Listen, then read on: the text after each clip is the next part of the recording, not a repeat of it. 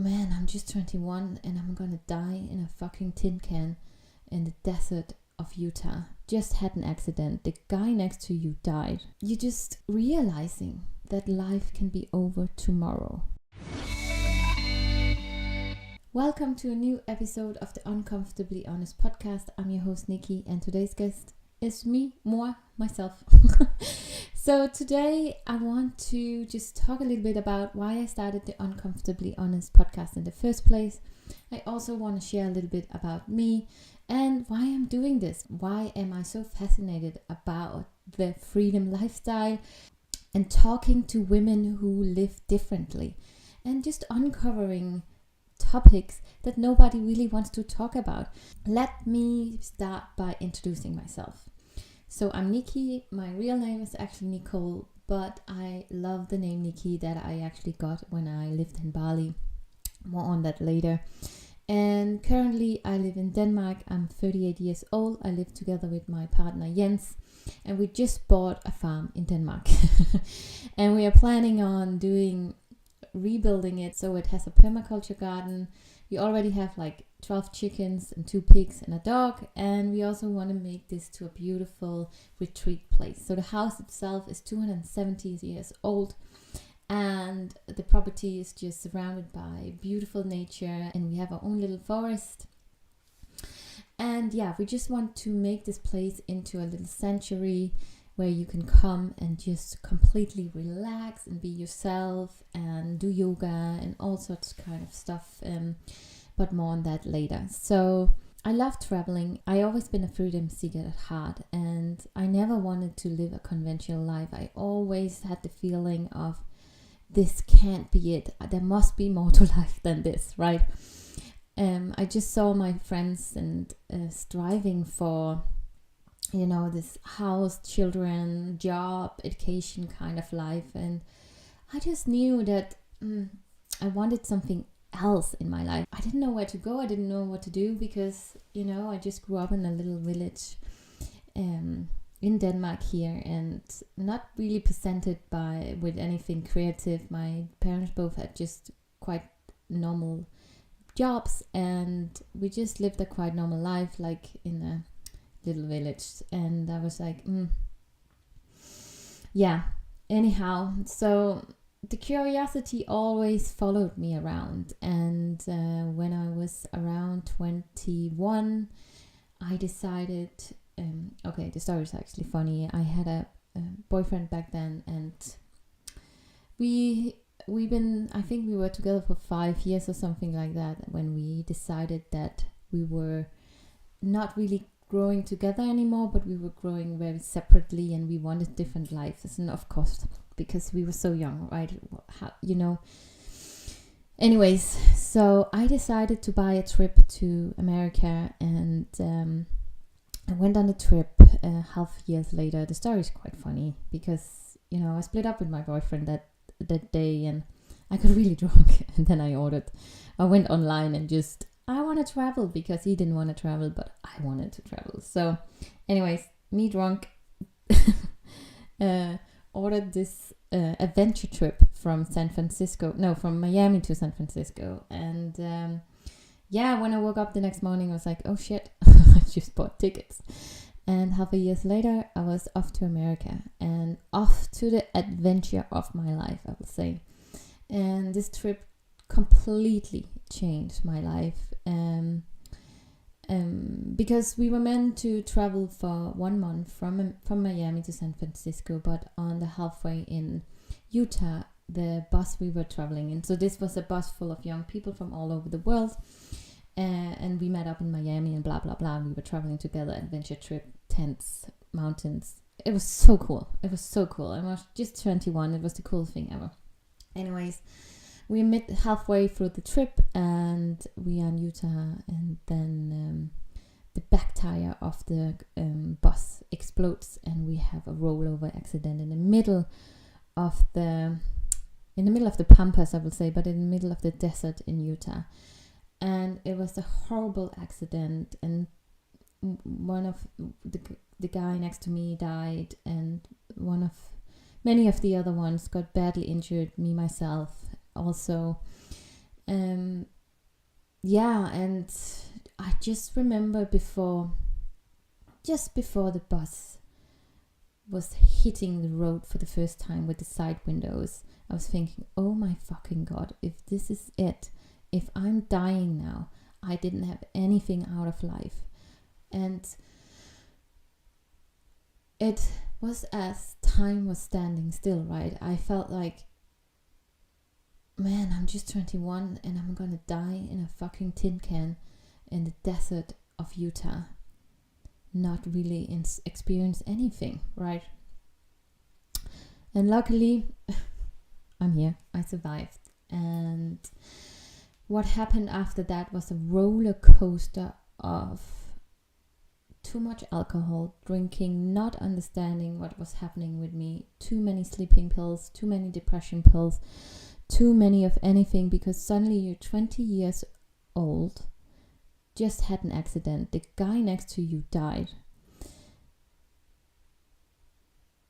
and you're just realizing that life can be over tomorrow. That fucks with your mind, I just tell you that. And so back in Denmark, really trying to figuring out life, and I couldn't remember. Oh yeah, that is thing. It's funny. Couldn't remember anything. So I lost my short time memory for 3 years or something like that. I was like Dory. It's like, who are you? In the movie Nemo. Anyways, so back in Denmark, first month or so, I was, dealing with all this stuff, figuring out what happened to me. My arm was ripped open. I had a major brain injury, and just figuring all this out and coming back to normal life and just experience how first of all, some of my better friends was dealing with this. I lost some friends actually because of it as well. They couldn't deal with the pain. They couldn't deal with that I was now changed and not, this pretending happy chick anymore. And a couple of months go by and I feel this roller coaster of feelings from one minute to the other. I'm just depressed and then I'm happy, and I went to the doctors and then described me with depression pills, and then the shit hit the fan from there. I become like numbed out for 6 months on these pills, and still not understanding anything. It's like you really have to. It's this feeling if haunting me, if life could just be over tomorrow, and what now, right? And then still coming back to your normal society, and you don't really get any help. Yes, I got a psychologist and everything, but what did that only help to imprint the fear even more in me, because we constantly was just talking about the accident instead of like figuring out what now. And I think 6 months went by and my friend said to me, I don't recognize you anymore. This is not the real Niki. And I'm like, oh yeah, I just changed so much. I was just numbed out by these pills and taking all these sleeping pills as well. And anyways, my condition actually just worsened. I got really into drinking as well, and got into not bad people, but just people also who were dealing with, mental stuff because of their childhoods and stuff like that. So they were drinking too. So we were one big crowd of drinkers. 2 years after the accident, I had a complete breakdown. I came home really drunk from the town, and that night I woke up and a clear voice said to me, you have to move to Bali. And I was like, okay, I'm doing that. So the next morning I decided I'm going to move to Bali, because this voice of mine, the voice I heard that night, was just so was so true. It was just so intense, and I knew I had to follow this. And so I quit my apartment, I quit my job and everything, and 3 weeks later I was in Bali, and I was finally in a place where I could start all over. I could create who I wanted to be, or I could create who I was deeply inside, because I do believe that society norms and everything that we learn from our parents in school is just masking up who we really are inside, the true essence of ourselves. I think it's just layers and layers upon layers from society telling you who you should be and should become, and what is right and what is wrong, and you just come so far away from the essence of yourself that what you have to do later in life is unpeeling the layers so you know who you truly are inside. Anyways, landed in Bali, and for the first time in my life there was actually a new way of thinking. There was people there who were living so differently, and it just blew my mind that this was actually possible to live so differently. And also not only the Balinese, but also the people who were living there, the experts, the healers. And then I started my healing journey in Bali, where I went from one healer to another to learn how to heal myself from the inside out, getting a better understanding what happened to me. And then I will say, because I was working on all the stuff with the accident. By the way, by here, I actually also went cold turkey, so I went off all my pills. I don't want to recommend that to anybody. And I went cold turkey and alcohol as well, so I was completely sober when I was in Bali. But anyways, so learning to heal from the inside out. So I learned more and more about all, even food. How important gut health and food is for your depression. You have no idea. And that was not mentioned once when I went to the doctors in Denmark. I was just keep on smoking cigarettes, eating, I was 21. What do you eat when you're 21, right? Junk food and stuff, and not understanding when you have a brain damage. And I was also suffering from PTSD and the brain damage, and knowing that you actually have to eat quite healthy and good with fatty fish and stuff like that to heal your brain again. Nobody tells you this shit. So let me wrap this up. Being in Bali was definitely a life changer for me, and also just getting away from my normal tribe at home and getting away from everything I knew. Because when you want to change things up in life, when you want to change your life, you need to stop doing what brought you this life in the first place, right? If this makes sense. So if you do a certain thing every day, if you say, for instance, you ate cake every day, this will lead to you at one point getting fat from this. So you need to change your habits and your routines if you want a different outcome, right? If you want a different life, you need to do things differently. And for me, taking the plane to Bali, leaving all the shit behind, leave my parents behind, my friends, and all the crowd I knew for 21 years I was 24 when I moved there. But so for 24 years, it was the best thing in the world. I could just reinvent myself, really figuring out who the fuck is Niki from the inside out. And best thing ever. And this is why, we're coming to why I then wanted to start this podcast as well, because I got fascinated by women.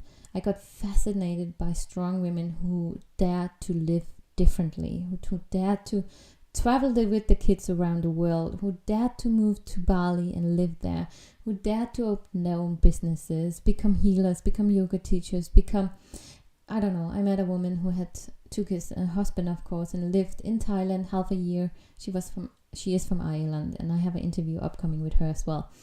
And and the other half, they were living on a boat with 2 kids. Amazing.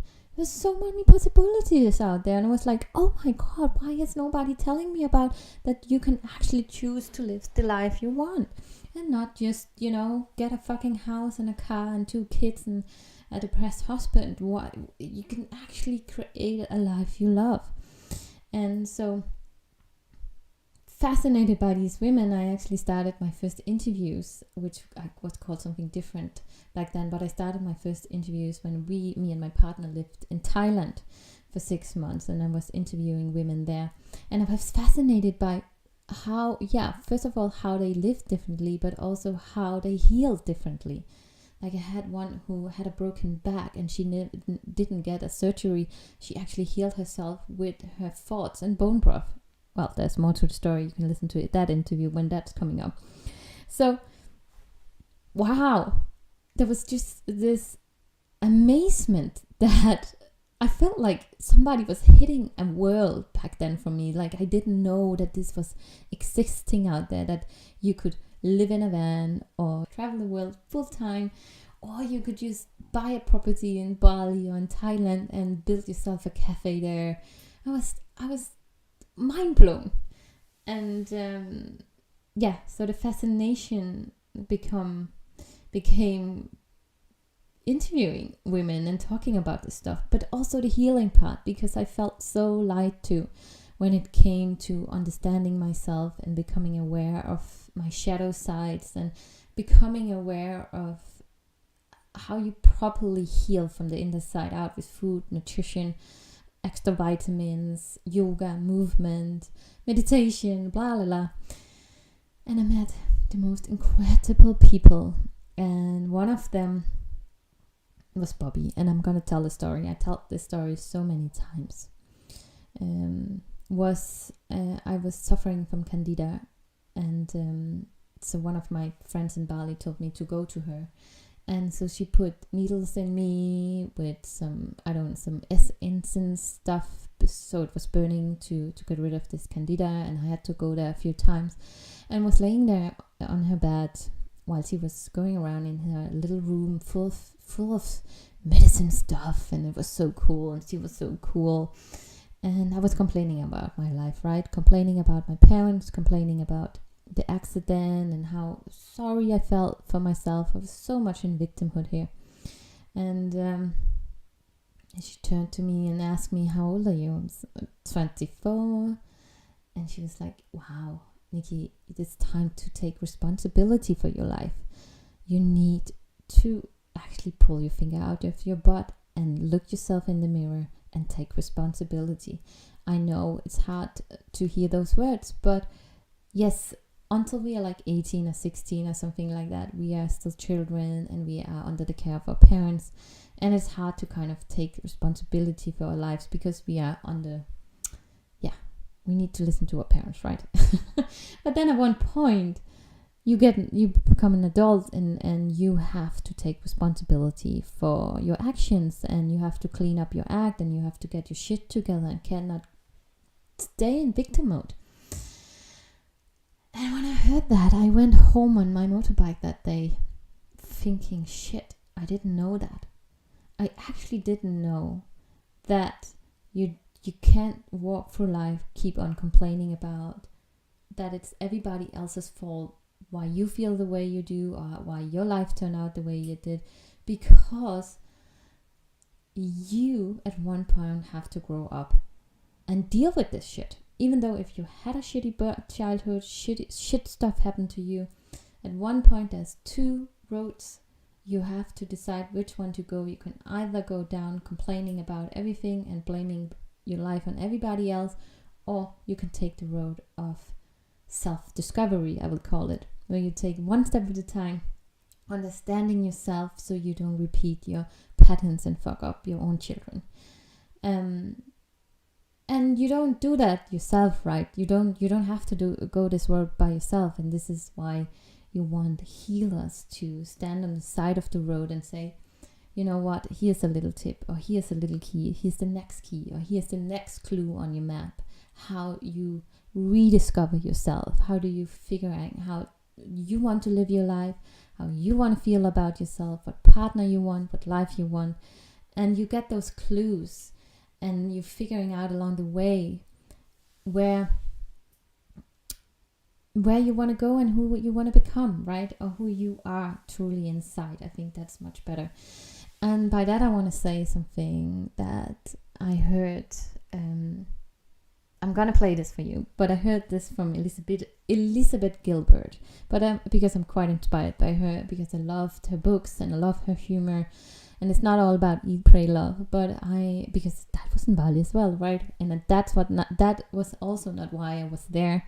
I didn't know about her before I actually arrived in Bali. Anyways, So I always also felt that I could never figure out my passion of what I really enjoyed in life. After pulling back all the layers of the shit show with the accident, I figured, I also like the whole childhood trauma stuff came up and was like, oh my God, I thought I was finished with this shit.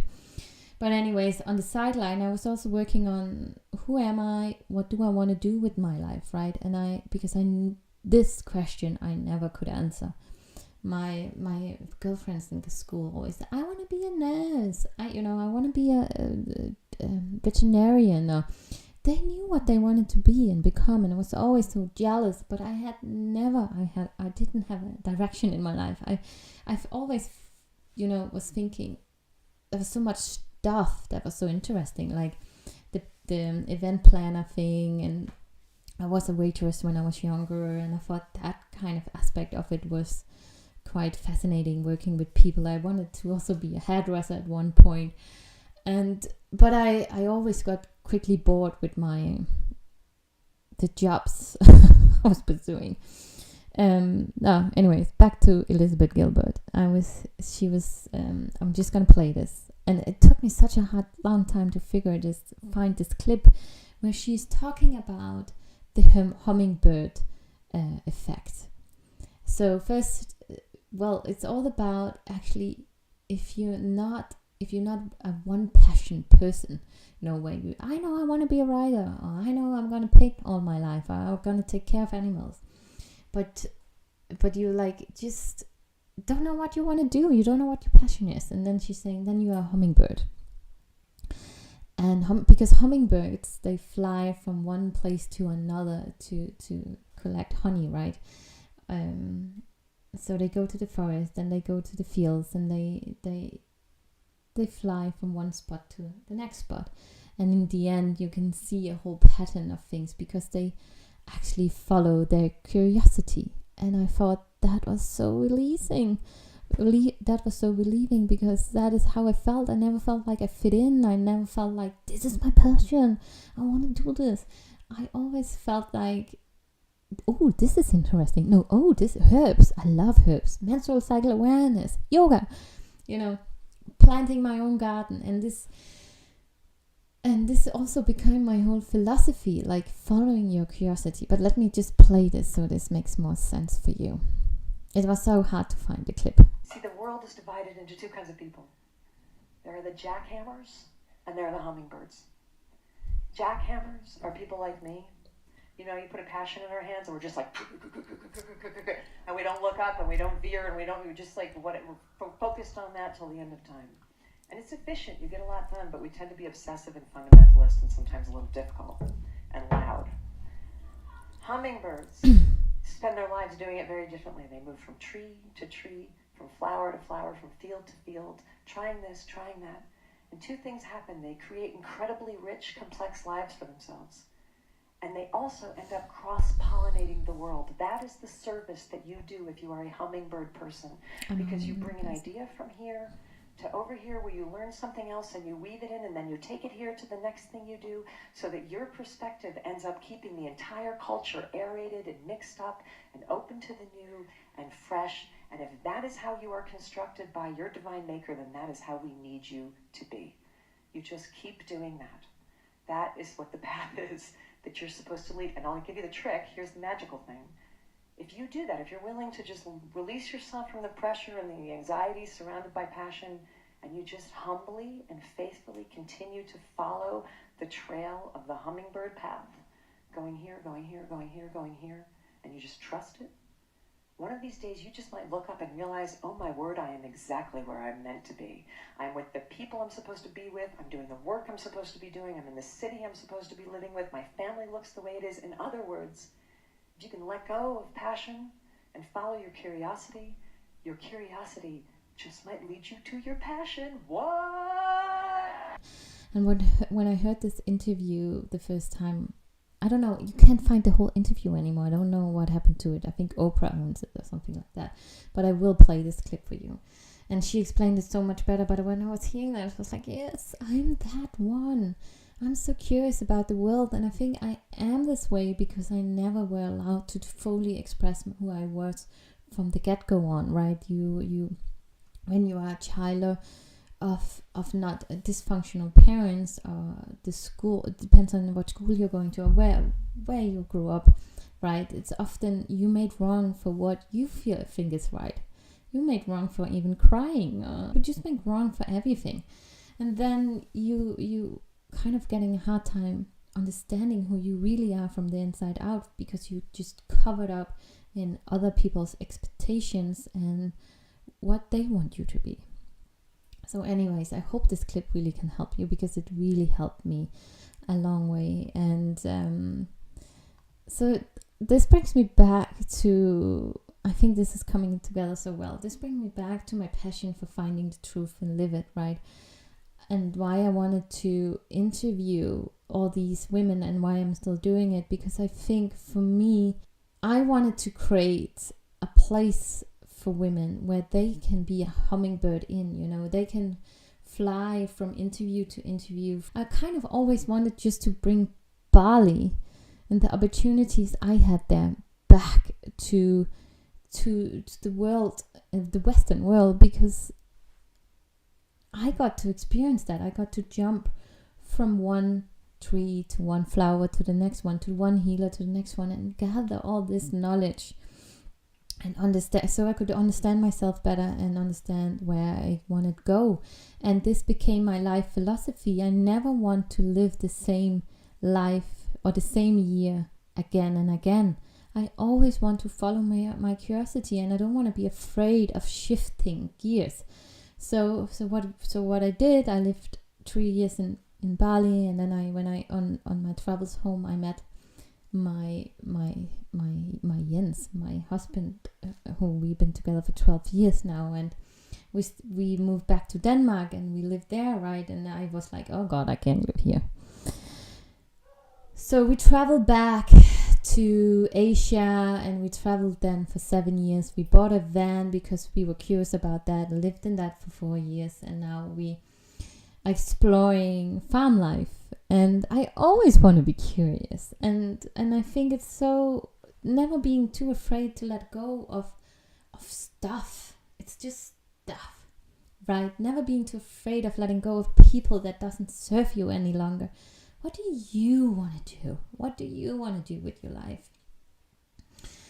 And yeah, I just feel like that's my biggest passion in life is freedom, and creating a life that truly aligns with who I am from the inside out. And I want to inspire other people to do the same, because not only that, but also, I want to inspire people to do the same, because I think there's so many opportunities to both heal and live differently, and we're not presented it.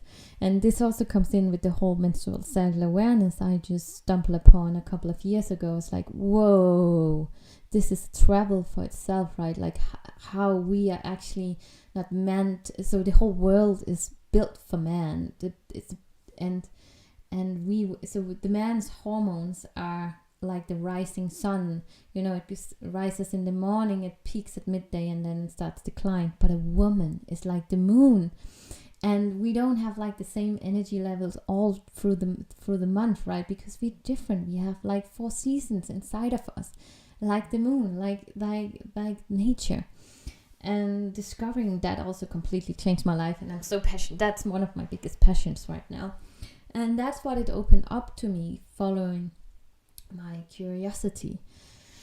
And I wanted to bring that into the podcast. I wanted to just tell about my discoveries, and I wanted to bring women in I met along the way who also dare to move out of society's boring norms and do it differently. Another thing that I met in Bali was these women's circles, where we were meeting up every Friday, and we were sitting in the circle in yoga barn, and Emily was leading the circles. And so it's about sitting together with women, and there's a theme of the night presented. It could be about menstrual cycle, it could be about not feeling good enough. And then you get like 10 minutes or so where you write down the answer to the questions, and then you present it to the women in the group. And the rules, it's not rules, but it's just guidelines, is that none of the other women are allowed to interrupt you, say anything, or even come and comfort you if you should cry. So you sit with yourself, and people are actually listening to you, and you sit there and you have the full of attention of 20 to 30 people, something like that. That was the first time I recognized I'm not the only one that is fucking struggling here in this world. Shit. This is, I thought, because I've been, lift your hand if you ever felt like you're the only one feeling a certain way. You're the only one that's depressed. You're the only one that feels like life is over and you want to jump from a bridge. And you feel, you're so depressed, or you're so full of anxiety, or you just hate your life, or whatever. Or, I don't know, you had an abortion, or you had a miscarriage, or whatever it could be. And then you sit in a women's circle and they start sharing. And you're not alone anymore.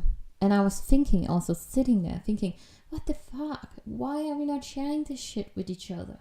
Why? Because I didn't know you felt this way. If I knew you were feeling this way and you were like 10 steps ahead of me, maybe you could have given me some of the tools.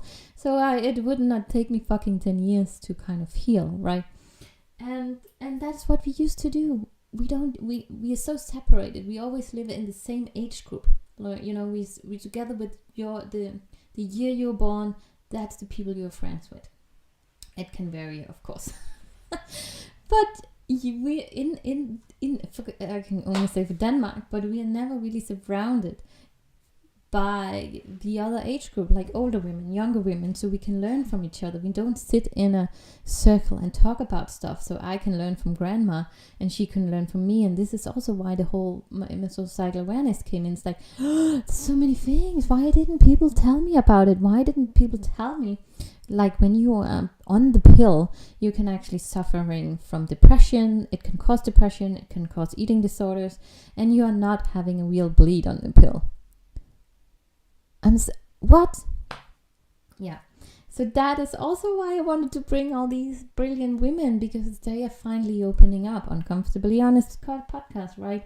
They are finally opening up about what the fuck hurts inside of us, because I promise you, no matter what, you're never alone. You're not alone. You're not the only one experiencing this. And I can tell you this, it's going to get a little personal now, but 1.5 years ago, I got pregnant, and me and Jens were like quite excited, because hadn't been pregnant before, and that was the first time. And we were in Portugal. We were living in the van at this time and this point, and so we are finally finding a gynecologist, I think it's called, and that spoke English, and we were going to the first scan in the 12 weeks, and when he scanned it, only the sac had developed with a tiny, but there was nothing inside. It has like there's a word for it, I don't remember it now, but anyway, so he said like within the next few days you will have a miscarriage or abortion. Miscarriage. And so as predicted, 2 days after I started bleeding, and then I had a miscarriage in the fucking middle of the van. We were having tacos, I was getting contractions, and for 1 hour in the van at a campsite, I had my miscarriage. And it was so painful, it was so disturbing, and it was so powerful at the same time, because I felt like, wow, the woman's body is so incredible, because I was just tuning in, listening to my body, and everything went well, the whole thing came out and everything. And anyways, to my point is with this, I don't want to paint any pictures here, but my point is, when then I opened up about my miscarriage, almost every woman on this campground had one, right? Had experienced this. And then they had healthy children afterwards. And I knew also, by the way, that I think it's like 3 out of 5 women have miscarriage miscarriages because either they don't know it because it's just a heavy bleed, or they have it in the later in the 11th or 12th week. But it's quite normal for if you're pregnant for the first time, because your body is getting ready to get used to it. And also it's the body, and it decides if there's something wrong with that egg or that child, it will release it, right? We don't. So what I want to say here, even though it hurt for many women, and I know that, I don't want to put that down, but it's normal. The thing, it was it actually turns out to be 3 out of 5 women I experience this, but nobody talks about this openly. And then it became clear to me again, we need to talk. We need to sit down and talk. We need to bring this to the table. And I went to also, I took an education in women's health and in menstrual cycle awareness, the years of Corona. And we're in a group of women who dared to open up, and so many of them had miscarriage, right, and told their stories, and we cried. And we healed, and we went through these emotions together. And when you're not the only one, it's less hard to carry. And again, that's why I want to do this. I want to create a place for women where we can come together and share and heal and understand that there's nothing wrong with us. Okay, there's nothing wrong with you. There's nothing that needs to be fixed.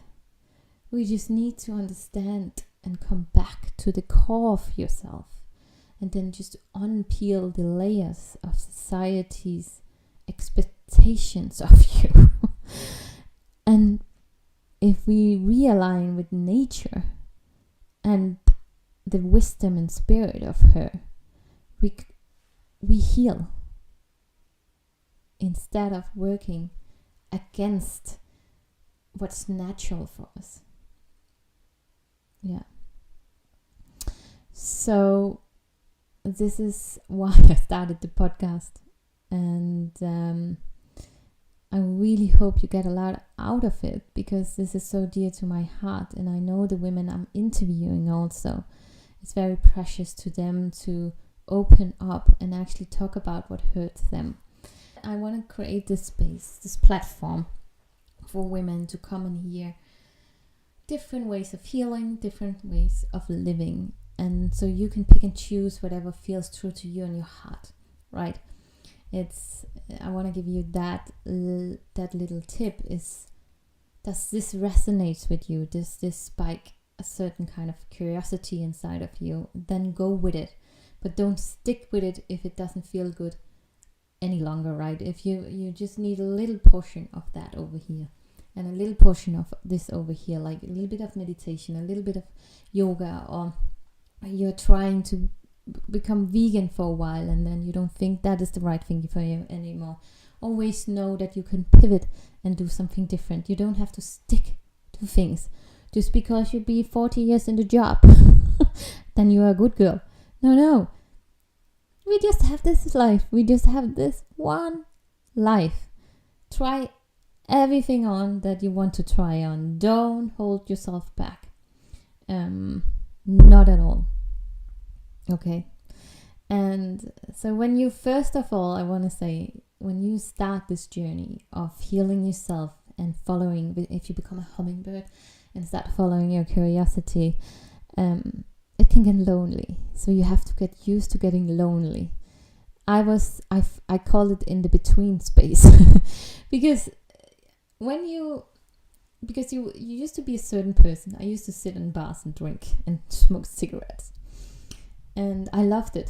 I loved my friends around, and they were nice. They were beautiful humans. And we were playing games and stuff.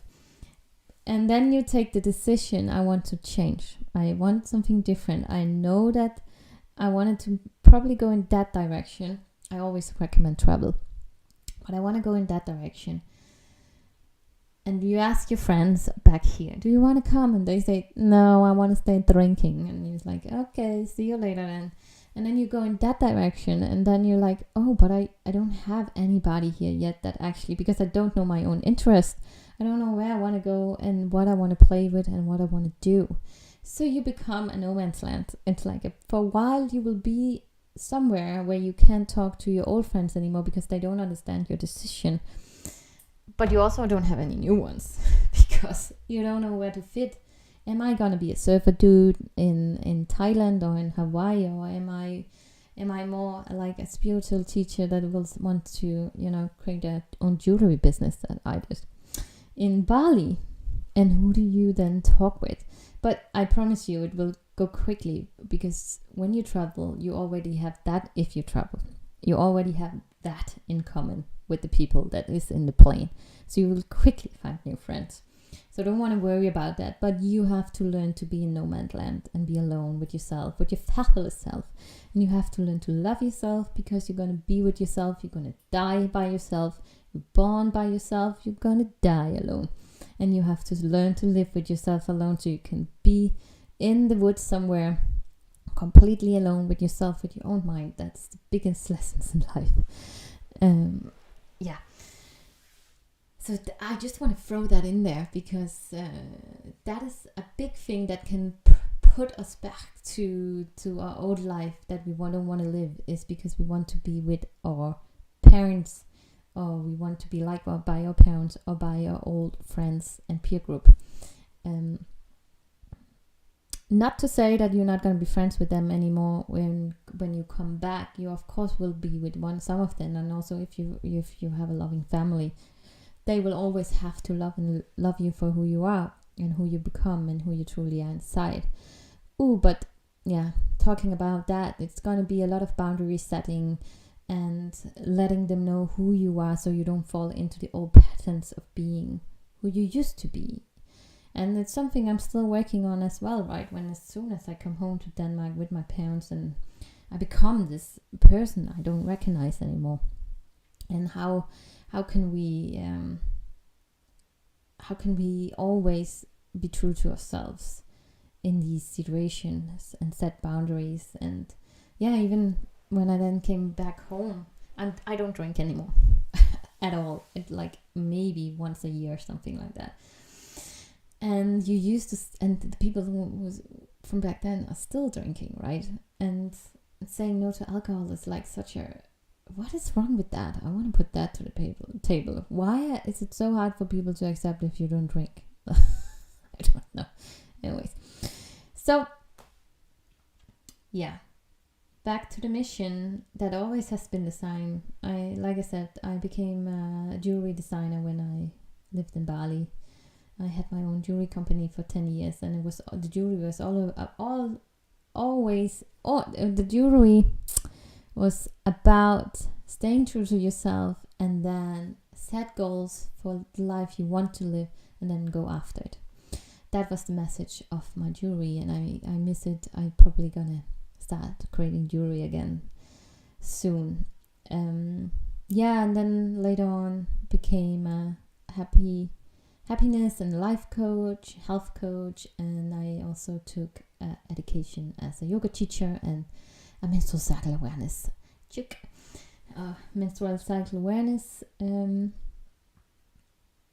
teacher, preacher, I don't know, because I do think menstrual cycle awareness is the North Star to your health.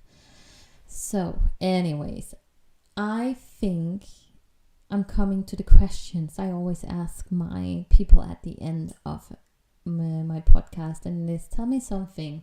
So the question is, tell me something that is true for you that almost nobody else agrees with you on. And I already touched on that, and it's, you have to take responsibility for your own life. It was the hardest lesson I had to learn, and I want to give it to you because it's the truth. At one point, when you're old enough to wipe your own butt, I almost wanted to say, when you're old enough and you moved out of your parents' homes. No, that's not a good one, because some people are living there until they're 35. No, let's just say when you're 18, you have to start taking responsibility for your own life and know that you are not. Step out of the victim mode. You can't blame your partner for your shit. You can't blame your parents for your shit. Not any longer. But you can heal, and you are responsible for healing, so you don't bring your trauma to other people or into the next relationship, right? You have to work on yourself. We have to just break the patterns, what we learned that doesn't serve us, and come back to the most truest version of ourselves and learn what does that mean. And that doesn't mean that you have to do this all alone. You need people to help you. You need people out there to mirror you so you understand yourself better. And sometimes it can be quite bitter, the medicine you have to take to understand yourself. But it's a beautiful journey, and I think you will get stronger of it. And as I always said, I don't regret anything in my life. I would also, even not the accident or anything like that, because I had a whole blame thing going on there as well. It's like, oh no, I did this one. I don't know if you can recognize this. I did this. Or if I only didn't have broken up with my boyfriend, or if I didn't buy the tickets that night, this would never have happened to me. And you can't say that, because we can't go back in the past and delete stuff. We don't have that machine yet. So there's no way of just saying that it doesn't exist. You can't say it. If I was just not taking that train that day, if I didn't buy those pants, I would never have run into that person or whatever. You can't say it, because the past is the past. There's nothing you can do about it. You can always, that's a whole new story. You can always travel back in your mind and perceive whatever happened to you differently, like the accident. Of course it was horrible. It was a shit situation. But what was my taking on it? Like, what did I learn from it, right? What came out of it? What positively things can I take into my life? What did I learn, so it doesn't just become a horrible accident, but so also actually a life lesson. Anyways, the next one, if you could have your own billboard, what message will be on it? Come back to nature. Tune into nature. Reconnect with nature. By reconnecting with the rhythms of nature, you start understanding yourself. Slow down, listen, become aware of the voice inside of you that calls your name and wants your attention, so you can truly open up to her and listen to the voice and live the life you want to. It's gonna be a big billboard though. If I could leave behind 3 truths, what would they be? Always be honest. I grew up in a home where I was lied to a lot, and I actually just recognized that many years later. And I think that's why Uncomfortably Honest is the name of my podcast, because I hate being lied to. Don't lie to your partner. Don't lie to your friends. Be honest with yourself. It's the most important thing. Be honest with yourself. And then it's much easier to live, because you don't have to remember your lies. So become more authentic. And it's a lesson I have to learn, and I'm trying my best every day to stay true to myself and my feelings, and feeling what's happening inside of myself when I go against myself. Follow your curiosity is one truth. Really follow it. Really follow it. If you don't feel like you have like one passion. If you have one passion, follow that. But otherwise, make your life the most exciting you can do, because we are just here once. And enjoy yourself. Become your own best friend. Yeah. So I think I'm gonna wrap up this solo podcast for today. I hope you enjoyed it. And I want to let you know also, because this is where my curiosity is at the moment, is menstrual cycle awareness. And so if you are suffering from PMS or menstrual pain, which I did for years, and there's an explanation and there's a solution for that, because we don't actually have to suffer just because we have a womb. So if you want to learn about more, also just live in sync with the 4 inner seasons of your menstrual cycle, I have a course coming up in April, and you can join. It's live, and I will link it down below. So this is definitely for women who are curious about that, but also curious, also not just curious, but also just want to be done with the menstrual pain every month, and the mood swings, you name it, you know what I mean when I'm saying that. And just understanding how it can become your superpower instead of dreading your menstrual cycle every month, right? So put that down below, and otherwise I will, you can find all my information in the description. It will also help me a lot if you like this video and give me a comment down below what you think about it. And otherwise, see you next time on the Uncomfortably Honest podcast. Love you very much out there. Stay true to yourself. Arrivederci. Bye.